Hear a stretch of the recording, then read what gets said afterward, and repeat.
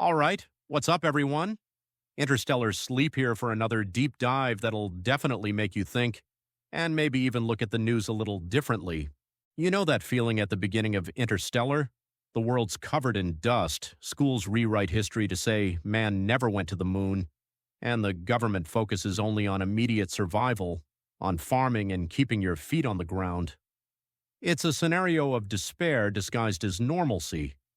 But behind the scenes, monumental decisions are being made by an elite who believe the public isn't ready for the truth. At first glance, what does a space mission to save humanity have to do with America's politics? Everything. Today we're going to explore the socio-politics of Interstellar and how the concepts of government secrecy, geopolitical realism, and the myth of the American pioneer help us understand this clash between Trump and Maduro. In Interstellar, NASA operates in the shadows. It's secretly funded because public opinion would never accept spending trillions on rockets while there's a food shortage.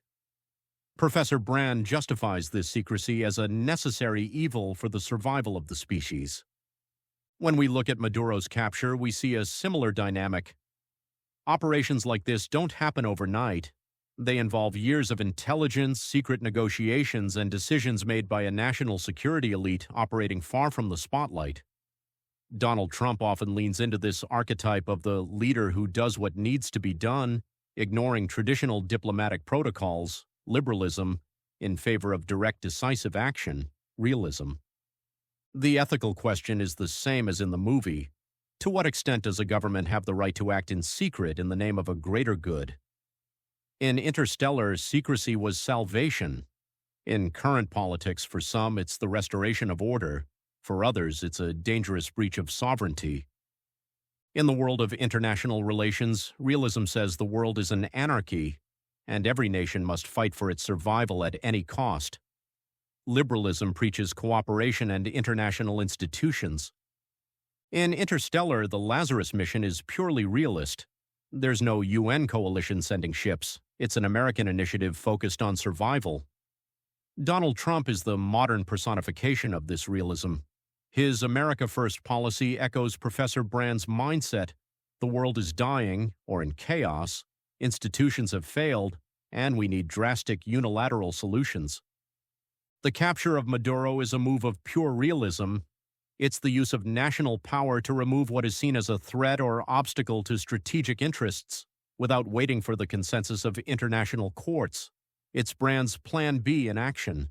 When the system fails, force takes command. Nolan's film is deeply positivist.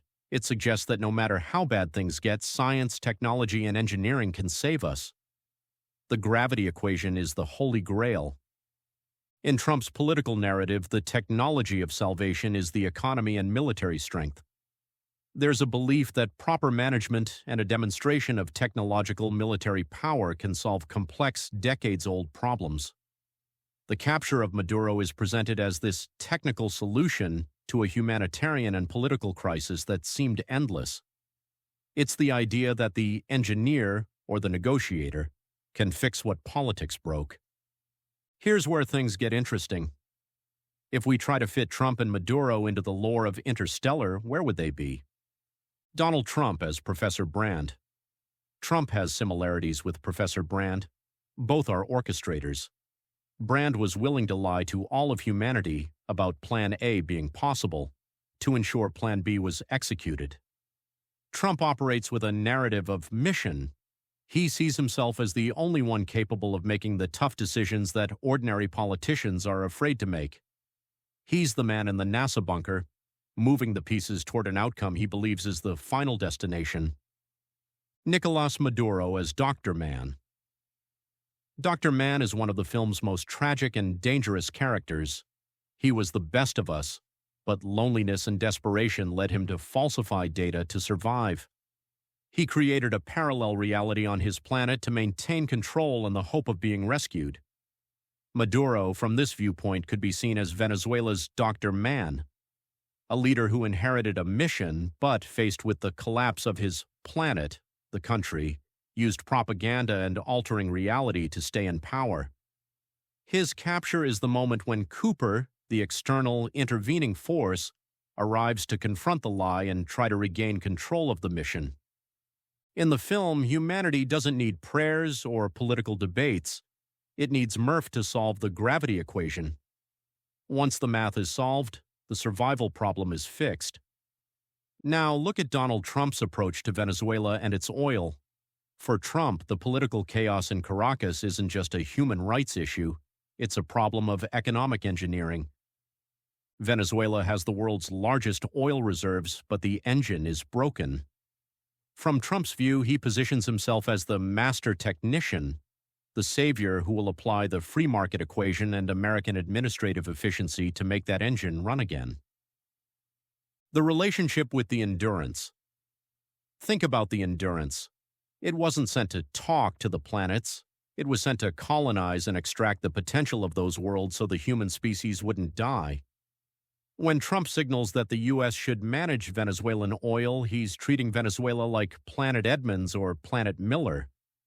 To him, that territory is a resource being wasted by incompetent management, the previous government, and American intervention is the Endurance arriving to ensure that resource oil is integrated into the system, keeping civilization, in this case the Western economy, running. It's salvation through energy management. Manifest destiny is the belief that the United States has a divine mission to spread its values and organization across the world, and in the film, across the universe. Cooper says, "We've always defined ourselves by our ability to overcome the impossible." He sees space as the natural frontier. For Trump's foreign policy, the frontier isn't just space, but the Western Hemisphere itself. The capture of Maduro and the administration of Venezuela are read through this lens of civil religion, the idea that it's America's duty and destiny to bring order to the chaos in its own backyard. Colonization as salvation. In Interstellar, colonizing a new planet is seen as a supreme act of heroism, even if it means running over what remained of the old order on Earth. In the political analogy, the colonization, or direct administration of Venezuelan resources by Trump is sold as a rescue mission. He doesn't say, let's take the oil. The narrative is, let's save Venezuela and ensure the world's energy stability. It's the same logic as Professor Brand. The end justifies the means. If to save the species, American interests and regional stability, you have to take control of a new world, the Venezuelan economy, then it's seen not as an invasion but as fulfilling destiny. Trump takes on the role of the pioneer who isn't afraid to get his hands dirty in the dust of a strange planet to ensure the light of civilization doesn't go out. If we stop to analyze, the goal of the Endurance and Trump's goal in Venezuela have a fascinating degree of similarity. The search for the vital resource. The Endurance seeks a habitable planet, sustenance. Trump seeks oil, sustenance of the modern economy.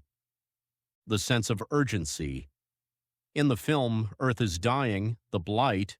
In Trump's narrative, the global order is at risk and Venezuela is a focal point of instability needing a solution now.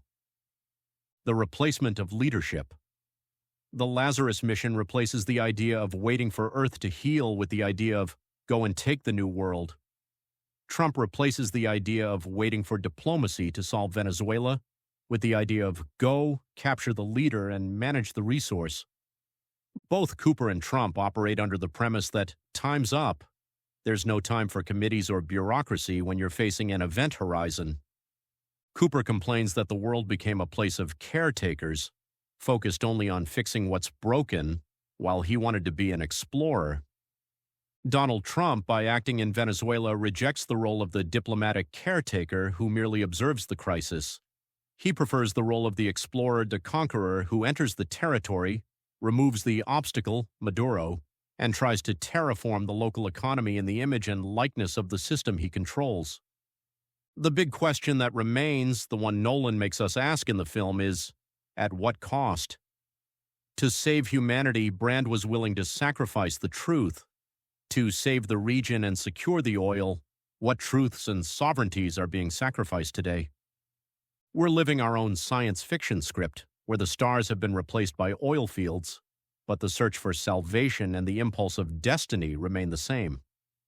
The central drama of Interstellar is Cooper abandoning his family for the good of humanity. It's the sacrifice of self for us. In current politics, we see an inverse tension.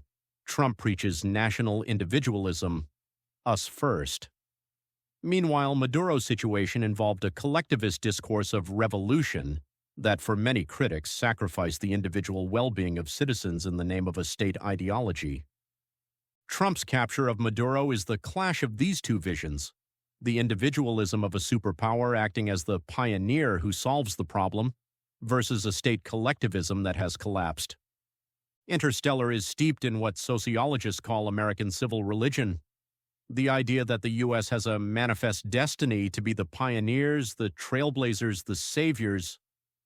We're not meant to be caretakers, we're meant to be explorers, Cooper says. Donald Trump evokes that same feeling. In the capture of Maduro, the constructed narrative is that of the sheriff returning to town to clean up the chaos.